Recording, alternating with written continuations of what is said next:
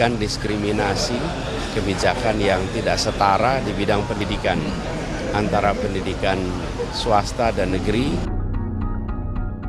Kami ingin semua pendidikan untuk anak-anak kita harus tidak perlu bayar apapun, saudara sekalian. Hanya pada skill saja kita bicara, tidak hanya mencetak tukang, tapi mencetak anak-anak yang berkarakter, punya budi pekerti luhur, dan gampang akses pendidikannya, termasuk untuk kelompok perempuan dan penyandang disabilitas.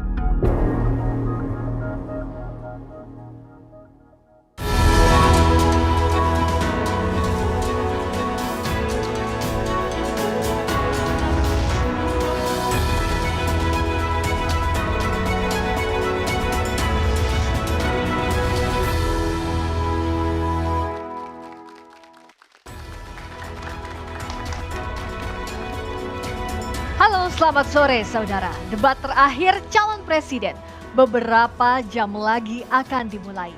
Malam ini ketiga calon presiden, Anies Baswedan, Prabowo Subianto, dan Ganjar Pranowo kembali akan saling beradu gagasan di depan publik. Ya, tiga calon presiden saudara akan adu gagasan terkait tema kesejahteraan sosial, pembangunan sumber daya manusia dan inklusi dengan subtema pendidikan, kesehatan, ketenagakerjaan, kebudayaan, dan teknologi informasi. Apakah malam hari ini akan ada kejutan yang akan disuguhkan oleh masing-masing calon presiden? Kita nantikan bersama malam ini, Friska. Betul sekali, Audrey. Malam ini kita tidak akan membahasnya berdua saja karena ada narasumber di studio dan kawan-kawan jurnalis Kompas TV di lapangan yang akan melaporkan langsung persiapan para calon presiden serta para pendukung pasangan calon di studio Kompas TV. Dan hadir pula perwakilan mahasiswa Universitas Muhammadiyah Jakarta dan Universitas Esa Unggul. Selama 3 jam ke depan, saya Audrey Chandra. Dan saya Friska Clarissa. Inilah jelang debat calon presiden di Pilpres 2024. Anda tidak berhak bicara soal etik karena Anda memberi contoh yang tidak baik soal etik. Dalam pidato Bapak mengolok-olok tentang pentingnya etika, saya tidak tega untuk mengulanginya. Debat calon presiden dan calon wakil presiden diwarnai saling kritik dan adu gimmick. Dalam debat pertama dan ketiga, calon presiden saling bicara demokrasi dan etika. Bagaimana kebebasan berbicara menurun, termasuk mengkritik partai politik. Dan angka demokrasi kita menurun, indeks demokrasi kita. Bahkan pasal-pasal yang memberikan kewenangan untuk digunakan secara karet kepada pengkritik. Kalau demokrasi kita tidak berjalan, tidak mungkin Anda jadi gubernur.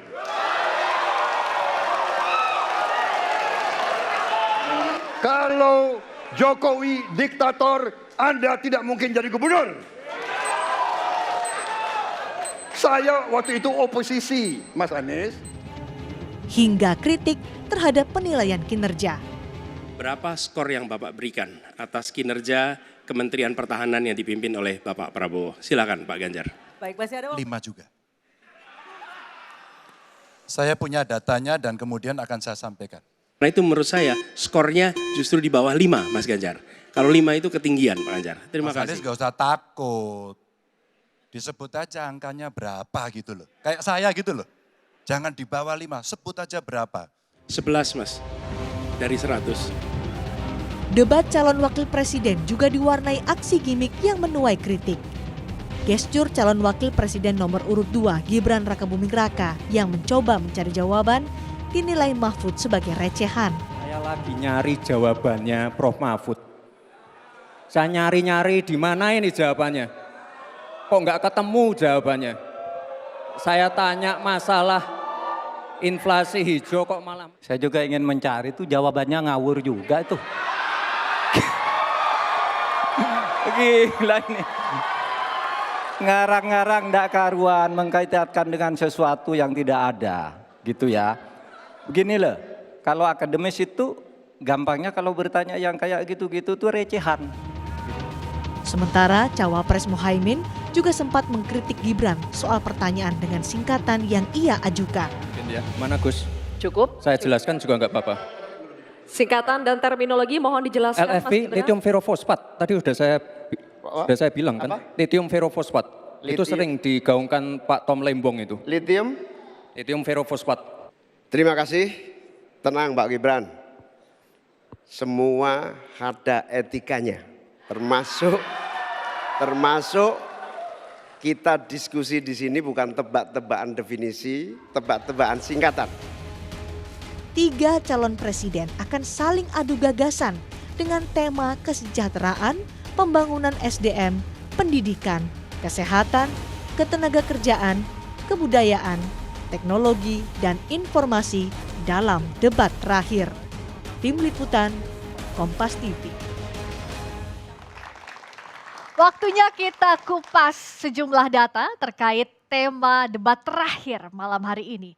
Isu kesejahteraan sosial, saudara, jadi salah satu topik yang disinggung pada tema debat malam ini. Pemerintah Indonesia masih terus dihadapkan pada persoalan pengentasan kemiskinan. Kita lihat datanya. BPS mencatat jumlah warga miskin masih di angka 9% dari total seluruh jumlah penduduk Indonesia.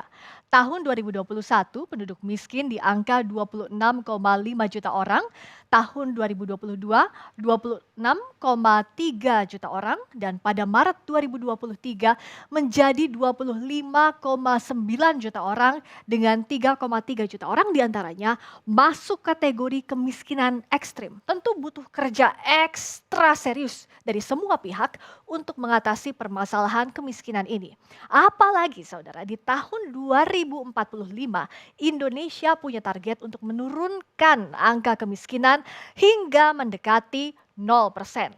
Penanganan pengangguran di tanah air juga belum sepenuhnya tuntas. Data dari Badan Pusat Statistik tahun 2021, dari 140 juta angkatan kerja, 9,1 juta orang diantaranya pengangguran. Tahun 2022 dari 147,7 juta angkatan kerja, 8,6 jutanya pengangguran. Lalu di tahun 2023 ada 7,8 juta orang menganggur. Datanya menurun, namun tak sedikit penduduk dengan skala pendidikan tinggi menyandang status pengangguran. Belum lagi ketersediaan lapangan kerja yang tidak sebanding dengan laju jumlah angkatan kerja serta bayang-bayang PHK sepihak menghantui beberapa pekerja. Lalu kita lihat dari segi kualitas pendidikan. Kemampuan siswa sekolah menengah di Indonesia mengalami penurunan. Kalau berdasarkan laporan dari Program for International Student Assessment atau PISA dari 2018 hingga 2023, kemampuan literasi siswa Indonesia turun dari 371 ke 359 poin. Ini merupakan skor terendah dalam 2 dekade terakhir. Sementara untuk kemampuan matematika dari sebelumnya 379 poin turun ke 366.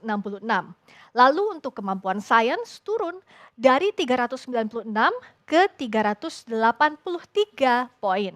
Dari 11 negara di ASEAN, peringkat Indonesia masih berada di urutan ke-6 dan turunnya skor ini mengindikasikan darurat pendidikan dasar bagi generasi muda. Dan itu tadi sebagian permasalahan yang akan dibahas di debat pamungkas malam hari ini.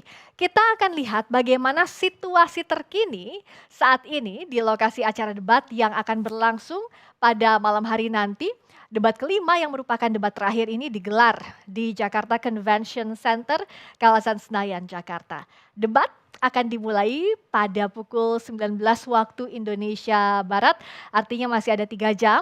Jelang debat kita akan lihat bagaimana kondisi terkininya di venue di Jakarta Convention Center. Kalau saat ini yang dilakukan masih persiapan, termasuk juga pengamanan di JCC, yang masih dinantikan adalah nanti momen-momen saat para calon presiden bersama para calon wakil presiden akan bersama-sama menuju ke arena debat. Ini jadi momen yang penting karena merupakan kesempatan terakhir bagi para capres, cawapres mengemukakan gagasannya. Kita lihat saudara, pengamanan sudah ketat sekali diberlakukan di Jakarta Convention Center. Nanti akan ada juga proses pengecekan terhadap seluruh tamu undangan yang hadir yang akan masuk ke venue harus memiliki kartu identitas atau ID card. Jadi tidak bisa sembarang orang yang masuk ke arena debat karena demi pengamanan. Dan kalau kita berkaca pada debat-debat sebelumnya, debat pertama hingga debat keempat, memang para calon presiden dan calon wakil presiden ini baru tiba di Jakarta Convention Center jelang waktu pelaksanaan debat sekitar pukul 18.30 waktu Indonesia Barat. Dan biasanya para capres-cawapres ini akan bertemu di titik tertentu untuk nantinya bersama-sama datang ke arena debat. Kita lihat pengamanan gabungan TNI Polri diberlakukan di Jakarta Convention Center karena tentu saja kalau kita lihat animo dari debat ke debat ini semakin tinggi. Artinya warga yang ingin melihat langsung debat meskipun tidak di dalam arena debat tapi para pendukung biasanya di luar arena debat ini juga sangat penuh sehingga pengamanan dilakukan di dalam dan juga di luar area JCC. Yang jadi pertanyaan pentingnya saudara, akankah dalam debat nanti malam visi misi dari para calon presiden bisa menjawab tantangan yang tengah dihadapi oleh Indonesia saat ini? Dan sebelum kita mengulik strategi persiapan capres jelang debat dari perwakilan tim SES yang hadir di studio, kami akan lebih dahulu mengajak Anda untuk mengintip persiapan apa saja yang dilakukan oleh para calon presiden Anies Baswedan, Prabowo Subianto, dan Ganjar Pranowo di jelang debat terakhir ini. Dan laporan terkini dari para jurnalis Kompas TV terkait persiapan para capres dalam menjalani debat nanti akan dihadirkan secara langsung. Usai jeda, tetap di jelang debat terakhir Pilpres 2024.